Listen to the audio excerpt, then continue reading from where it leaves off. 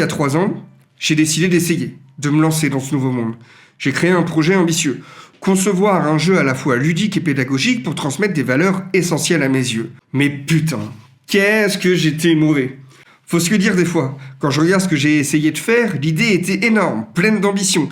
Créer un jeu qui nous permet une réappropriation du territoire en créant une nouvelle histoire, qui se base sur certaines de nos légendes et de nos histoires, pour que nous aussi, on crée la nôtre. Je me basais sur le modèle des escape games pour inviter à la découverte, à la recherche en groupe et au travail d'équipe. Mais j'étais nul.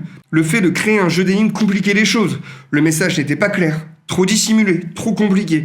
Car, pour la petite anecdote, par exemple, la première année, on jouait une famille, la famille Jipunis. Jipunis qui est une anagramme de pingouin. Et pourquoi le pingouin? Parce que c'est une référence personnelle, mais aussi un symbole universel de solidarité.